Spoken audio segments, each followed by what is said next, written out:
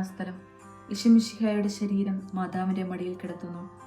ലോകത്തിൻ്റെ പാപഭാരമെല്ലാം ചുമന്ന് സ്നേഹത്തിൻ്റെ ബലിയായി തീർന്ന അങ്ങയുടെ മകൻ ഇതാ അങ്ങയുടെ മടിത്തട്ടിൽ. ജനിച്ചപ്പോൾ പുൽത്തൊട്ടിയിൽ അങ്ങ് അവനെ എങ്ങനെയാണോ താലോലിച്ചത്, അതേ വാത്സല്യത്തോടെ ഇന്ന് ആ തണുത്ത ശരീരം അമ്മ ഏറ്റുവാങ്ങുകയാണ്. അമ്മയുടെ ഹൃദയത്തിലൂടെ ആഞ്ഞു കയറിയ ആ വാൾ ഞങ്ങളുടെ പാപങ്ങളുടേതായിരുന്നു.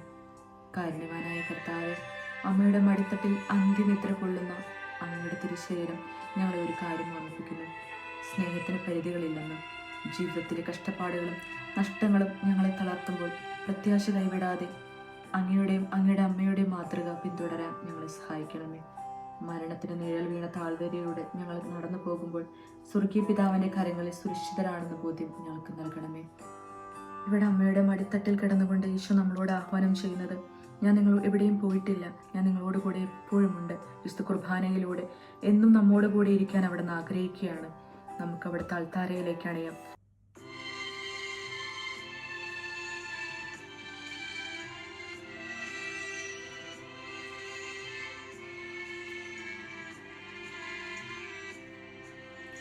അരുമസൂതന്നെ മേനി മാതാവ് മടിയിൽ കിടത്തിയിടുന്നു.